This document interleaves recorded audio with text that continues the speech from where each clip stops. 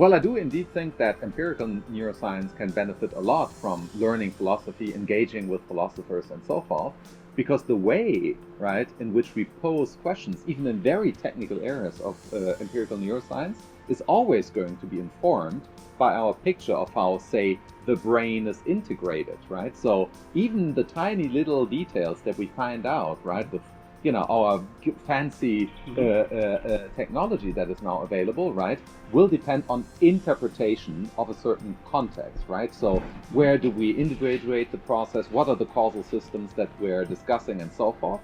So I think that indeed philosophical modes of thinking about what empirical neuroscience is doing, even in a given technical, setup, have consequences for how, the experiment will run, and it will open up maybe, the scientists also space of imagination and bring forth, I think, ideally radical breakthroughs.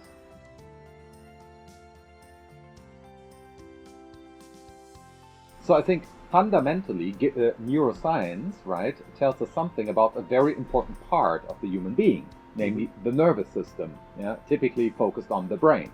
So the more we learn about the system, right, and its details, the more we thereby directly or indirectly change the image of the human being, what I call our self-portrait.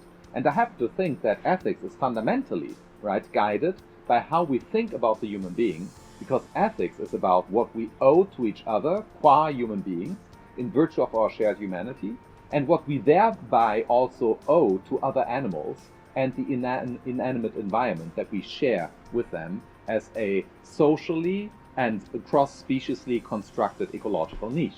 So therefore, I think neuroscience, given that it impacts our self-understanding as human animals enormously, has immediately, on the theoretical level, ethical consequences, and then directly and indirectly also practical consequences. Mm-hmm.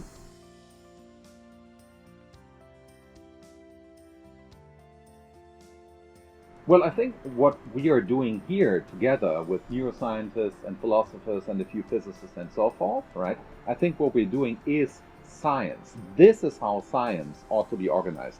The idea that science is always just the specialized acquisition of detailed knowledge is precisely a fundamental cultural mistake. So from the standpoint of a cultural, humanities-driven investigation, right, the way in which we think about the relationship between science and society is highly pathological. So what we need is new forms of integrating, right, different systems of, scientific knowledge acquisition, maybe even by drawing in things that we know from how the brain coordinates, right, its own system. So why not think of the organization of knowledge as modeled along the lines of what we know about the brain? So this would also be a potentially revolutionary outcome of what we're doing, right? Connect the different modules of knowledge, maybe in the way in which the brain connects its different modules. Mm-hmm. So I think the metaphor of the brain as computer is utterly confused and highly problematic, though it has led to quite some interesting discoveries, as it were accidentally. I happen to think of the brain as a receiver of presence, if you like. So for me, the brain is more like, as it were, a TV station where you can receive various programs. So I think that the brain selects a proper subset of, of the physical fields that are out there for a particular kind of processing.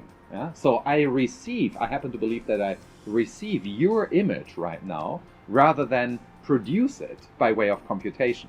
So I think that we need to rethink this. And if we think of the brain as a receiving part of reality itself, of a larger reality, then we will also look at what it does in a different way than if we think of it as having mental content, right? So I think the mind, to put it like this, and maybe even consciousness, is not here. Here is the brain, and the brain plays an important role, right, for producing, right, the presence of consciousness. But I think that mind and consciousness extend well beyond the brain, and the brain rather receives the mind than produces it. So this is my way of thinking about the brain, and that's an utterly different model. And I think it will also have consequences for empirical research if we try to think along those lines.